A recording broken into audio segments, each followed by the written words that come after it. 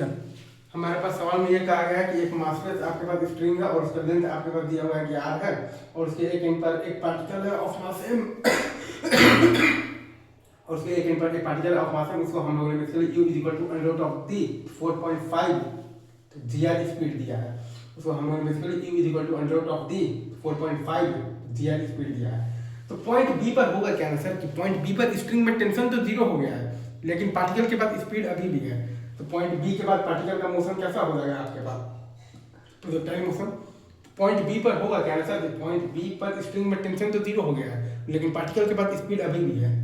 मतलब कि point B के बाद पार्टिकल का मोशन कैसा हो जाएगा प्रोजेक्टाइल मोशन। खैर बहरहाल यहाँ पर आप अगर ध्यान मतलब दीजिएगा तो T plus M G cos theta बराबर है आपके पास एम बी स्क्वायर भैया, और जब टी बराबर जीरो करेंगे तो आपके पास आ जाएगा v equal to under root of the R C into cos theta.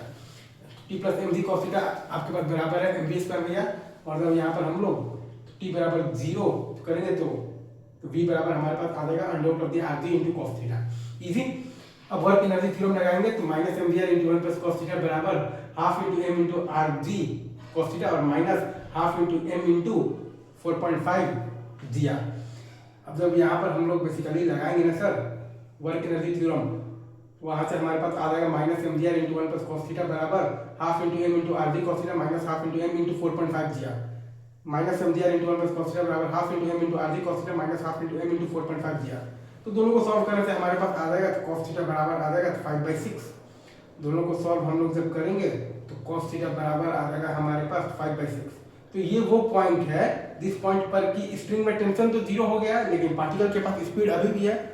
तो अब बेसिकली ये पॉइंट के बाद जो है वो पार्टिकल का मोशन कैसा होगा प्रोजेक्टाइल मोशन। cos थीटा बराबर 5/6 वो पॉइंट है जिस पॉइंट पर आपके पास स्ट्रिंग में टेंशन तो जीरो हो गया है लेकिन पार्टिकल के पास स्पीड अभी भी है। तो cos थीटा बराबर 5/6 वाले पॉइंट के बाद अगर आप देखिएगा तो पार्टिकल का मोशन कैसा होगा प्रोजेक्टाइल मोशन होगा। इजी। अब वो मतलब पॉइंट पर पार्टिकल के बाद स्पीड अगर आपको निकालना है तो आप लगा दीजिएगा वर्क एनर्जी थ्योरम तो minus M G R into one plus cos theta बराबर half into M into B square minus half into M into 4.5 दिया।